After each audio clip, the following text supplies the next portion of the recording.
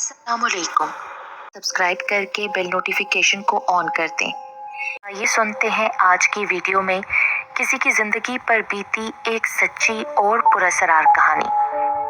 वो ट्रेन में बिल्कुल मेरे सामने बैठा था। वो मोबाइल में कुछ देखने में मसरूफ था और मैं उसे।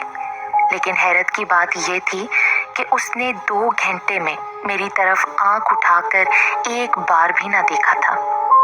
कितना गुस्सा आता है ना जब कोई आपको इग्नोर करता है। वो मोबाइल सीट पर रखते हुए मेरी तरफ मतवज्जा होकर बोला, लाजमी तो नहीं है ना कि मैं भी आपको देखूं?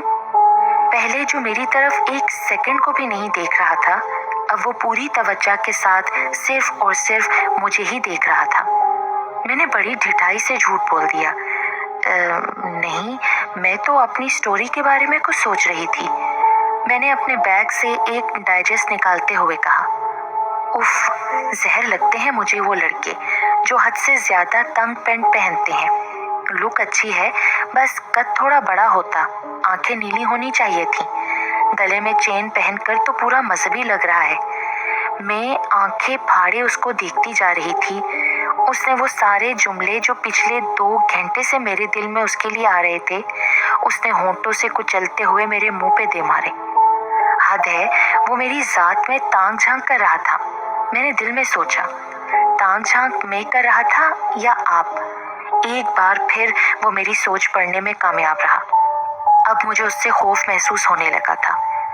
टेलीपैथी का माहिर बन जाने का हरगिज ये मतलब नहीं है कि आप किसी की भी जात में तांग झांक करें या उसकी सोच पर हावी हो जाएं। मैंने फिर दिल में सोचा। उसने मोबाइल से नजर हटाए बगैर कहा, मैं कोई टेलीपैथी का माहिर नहीं हूँ। एक बार फिर वो मेरी सोच पढ़ने में कामयाब रहा, हालांकि वो उस वक्त मेरी तरफ देख भी नहीं रहा था। ये दिल और दिमाग आपके सबसे बड़े दुश्मन होते हैं। मेरा दिल बार बार उस लड़के के बारे में कुछ न कुछ सोचने में मसरूफ था। अगर मेरा दिल उस वक्त इंसानी शक्ल में मेरे सामने होता ना, तो मैं उसका कत्ल कर चुकी होती। अब तो मुझे उस लड़के से बेहद डर लगने लगा। अगर इसने मुझे बिल्ली बना दिया तो? ये सब सोचते ही फिर जिस्म में खौफ की लहर दौड़ गई। उसने मोबाइल से नजर हटाए बगैर फिर कहा, जो पहले ही बिल्ली हो, मैं उसे बिल्ली क्यों बनाऊंगा? मुझे अब अपने स्टेशन का इंतजार था। मुझे अब उस लड़के से और भी डर लगने लगा। मैं कोई आदमखोर नहीं हूँ जो तुम्हें खा जाऊंगा, पुरसकून रहो। वो आईब्रो उचकाकर बोला। मेरा मतलूबा स्टेशन आ गया। इत्तेफाक से उसको भी इसी स्टेशन पर उतरना था। वो मुझसे पहले ही लोगों के हजूम से गुजरता हुआ ट्रेन से नीचे उतर गया। मैं जल्दी से ट्रेन से उतरी, लेकिन हैरत की बात है, वो लड़का मुझे फिर कहीं नजर नहीं आया। उसे जमीन खा गई या आसमान, में ज़ेरे लब बुड़बुड़ाई।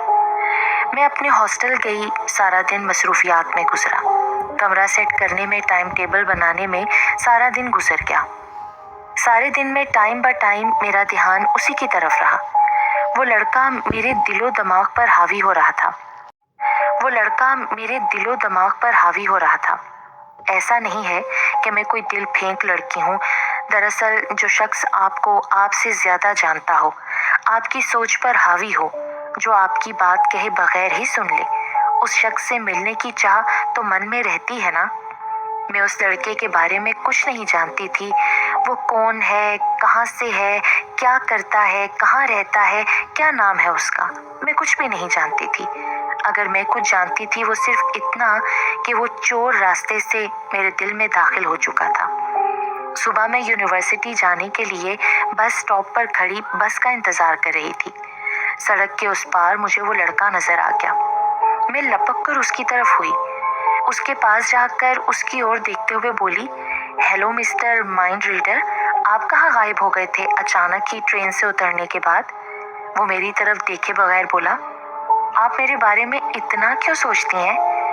आपको ऐसा क्यों लगा कि मैं आपके बारे में सोच रही हूँ? मैं लापरवाही से बोली, बस आ गई। वो बस की तरफ इशारा करते हुए बोला। मैं उसकी तरफ देखते हुए बोली, मुझे आपसे बात करनी है। वो बस में चढ़ते हुए बोला, बस में बैठ के कर लेना। मैं बस में उसकी साथ वाली सीट पर विराजमान हो गई। मेरा नाम? वो मेरे बोलने से पहले ही मेरी बात काट कर बोल पड़ा, रश्क नूर है ना? मेरा नाम कैसे जानते हो आप? मैंने हैरत से पूछा। मैडम, आपके दिल में इस वक्त क्या चल रहा है क्या नहीं, मैं ये सब भी जानता हूँ। मैं उसकी बात पर हंस पड़ी। वो मुझसे अपना तारुफ करवाने लगा। मेरा नाम हन्नान है और मैं एक डॉक्टर था। क्या मतलब? अब नहीं हो आप? मैं परेशान होकर बोली। उसने मेरी इस बात का जवाब देने के बजाय मुझसे ही सवाल कर डाला। क्या तुम मुझसे प्यार करने लगी हो? नहीं नहीं तो। झूठ मत बोलो, मुझसे कोई फायदा नहीं झूठ बोलने का। वो अपने चेहरे पर मस्नूई मुस्कुराहट सजाते हुए बोला। आई डोंट नो, मेरे दिल में तुम्हारे लिए जो फीलिंग्स हैं मैं समझ नहीं पा रही। मैं बस बोलते ही जा रही थी और वो चुपचाप मुझे सुन रहा था। मैंने फिर से बोलना शुरू किया। दरअसल मुझे आपसे पहले कोई भी इतने अच्छे तरीके से नहीं जान पाया कि मेरे दिल में क्या है, मैं क्या चाहती हूँ, मैं क्या कर रही हूँ, क्यों कर रही हूँ। किसी ने भी ये जानने की कोशिश नहीं की और ना ही मेरे दिल की बात आपसे पहले कोई समझ पाया। हन्नान ने एक लंबा सांस लेते हुए कहा, तुम अपनी इस फीलिंग को कोई और नाम दे दो, क्योंकि मेरे साथ तुम्हें दिल लगी में कुछ हासिल नहीं होगा। ये कहते हुए उसके चेहरे पर एक उदासी सी छा गई। दिल लगी ना सही, हम दोस्ती तो कर सकते हैं ना? मैं उसकी तरफ देखते हुए बोली, तुम्हारी मंजिल आ गई है। वो बस की खिड़की से झांकता हुआ बोला। यूके की सड़कों पर मैं उदास हवाओं की तरह इधर से उधर और उधर से इधर घूम रही थी। एक अनजान मुल्क में अकेली थी। मेरा कोई जानने वाला नहीं था। मैं यहाँ पढ़ने के लिए आई थी।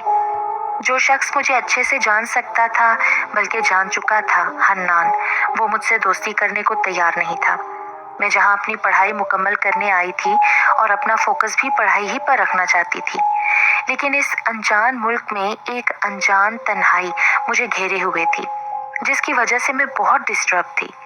शाम के वक्त कॉफ़ी शॉप में कॉफ़ी पीने गई। मैं सर हाथों में थामे कॉफ़ी का इंतज़ार कर रही थी कि एक मर्दाना आवाज़ मेरे कानों की समात से टकराई। क्या मैं आपके साथ कॉफ़ी पी सकता हूँ? हन्नान, आप? मैंने नज़रें उठाते हुए कहा। हाँ मैं। वो कुर्सी पर बैठ गया। आप यहाँ पर कैसे? मेरा मतलब आप यहाँ कैसे आए हैं?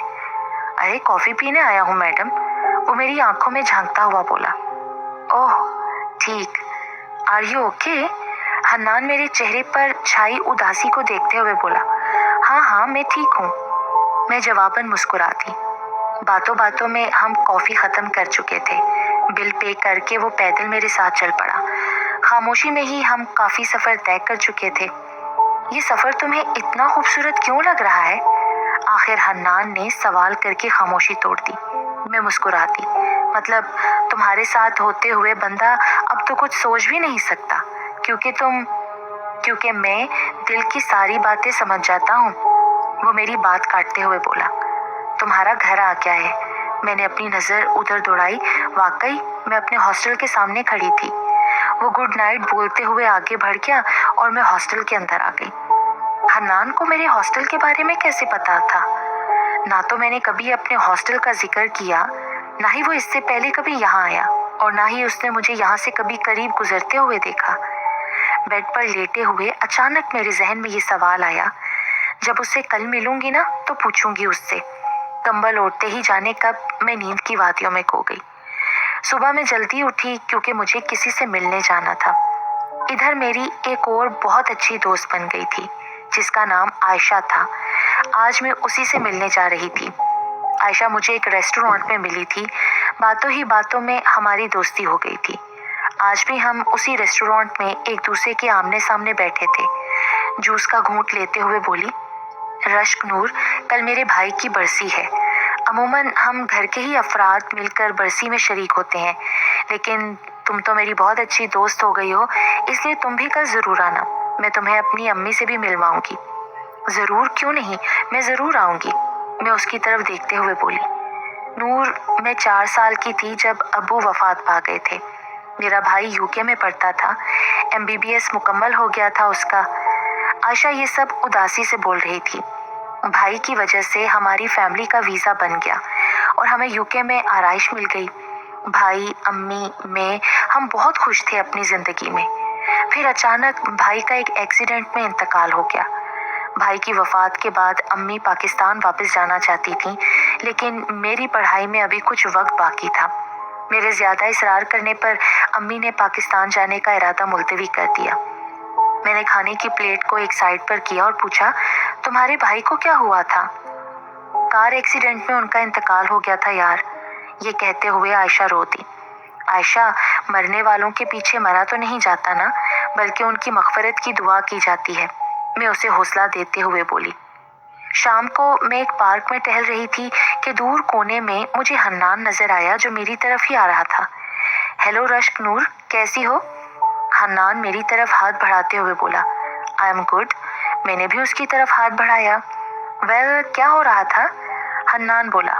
कुछ खास नहीं, टहल रही थी मैं कंधे उचकाकर बोली। दिस इज फॉर यू नूर।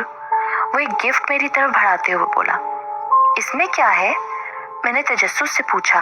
खुद ही देख लो, वो गिफ्ट मेरे हाथ में थमाकर बोला। पर यह है किस लिए? मैंने एक बार फिर उससे पूछा। हमारी दोस्ती का पहला तोहफा। वो मुख्तसर जवाब देकर खामोश हो गया। वो एक बहुत ही खूबसूरत चेन और लॉकेट था। ये तो बहुत प्यारा है। मैं चेन पर नजरें जमाए बोली। इसे कभी खुद से दूर नहीं करना नूर। हन्नान मेरी तरफ देखते हुए बोला। मैं कभी इसे खुद से दूर नहीं करूंगी। मैं चेन गले में पहनते हुए बोली। रात काफी हो गई है, तुम अब हॉस्टल जाकर आराम करो, मैं भी चलता हूँ। हन्नान खुदाफिज बोलता हुआ चला गया। मैं भी हॉस्टल आ गई। कुछ पल कितने खूबसूरत होते हैं कि दिल करता है बस उनको थाम ले और कभी गुजरने ना दे। सुबह मैं तैयार होकर आयशा के घर उसके भाई की बरसी में शिरकत करने के लिए गई। रूह के इसाले सवाब की खातिर कुरान ख्वानी कराई गई थी। कुरान खानी के बाद आयशा मुझे अपने कमरे में ले गई। सामने लगी तस्वीर ने मेरे होश उड़ा दिए।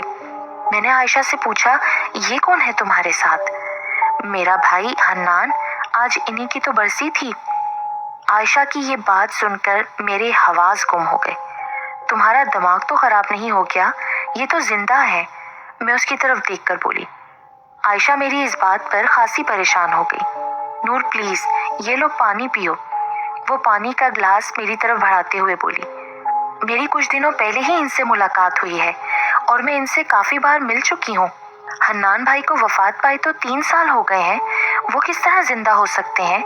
जिस शख्स को तुमने देखा होगा या तुमने मुलाकात की होगी, वो शायद कोई और हो या तुम्हारा वहम है। नहीं, ऐसा नहीं हो सकता आयशा। ना सिर्फ शक्ल बल्कि नाम भी सेम है। ये नामुमकिन है, तुम्हारा यकीनन वहम होगा। मेरा वहम? मैं बदहवासों की तरह अपने पर्स की तरफ लपकी। उसमें लॉकेट और चेन ढूंढने लगी जो हन्नान ने मुझे दिया था। वो लॉकेट और चेन पर्स में ही था। मैंने वो चेन और लॉकेट आयशा को निकाल कर दिखाया, जो कि इस बात का सबूत था कि मेरी हन्नान से मुलाकात कोई वहम नहीं था।